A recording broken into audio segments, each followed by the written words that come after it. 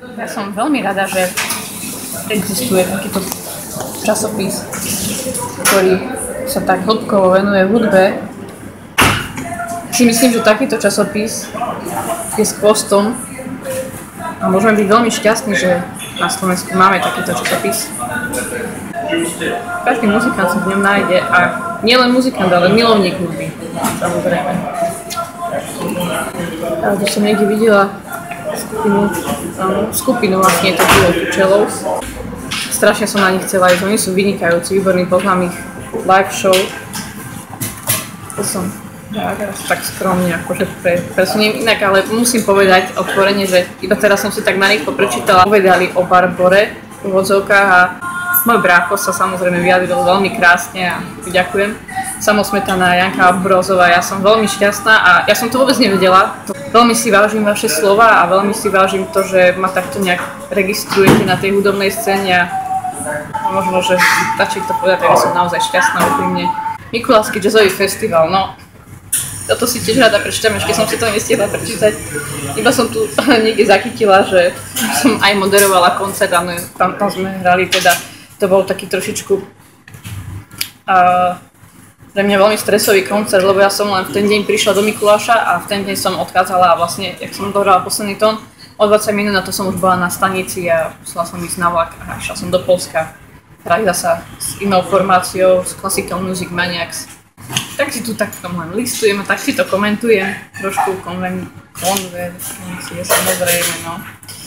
Jeruzalem Quartet, wow.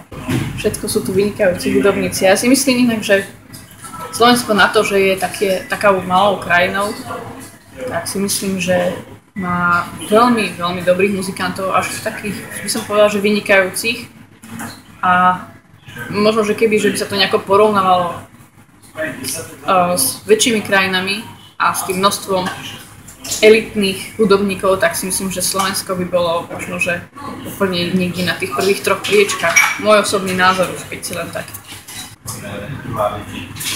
Takže myslím si, že my Slováci sme takí, že máme byť na čo hrdí. Na tých našich umelcov minimálne určite. Toto sú tiež veci, ktoré by mal každý hudobník nejakým spôsobom registrovať. M-Audio, toto M-Audio.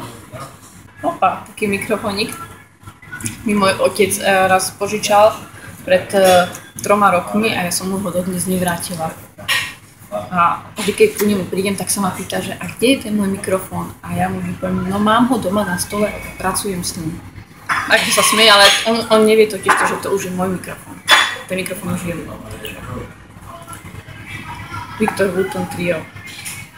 Victor Wooten je famózny, fantastický bas-gitarový virtuóz, wow, to je super, úžasné.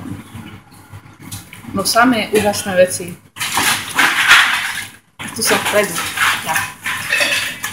Chcela by som poďakovať samozrejme mojej dvornej fotografke, Saške, mojej sesternici, ktorá urobila takúto nádhernú fotografiu. A teda musím priznať, že som dojatá a som šťastná, že som dostala takúto možnosť sa odprezentovať v takomto úžasnom časopise. Len pekne ďakujem.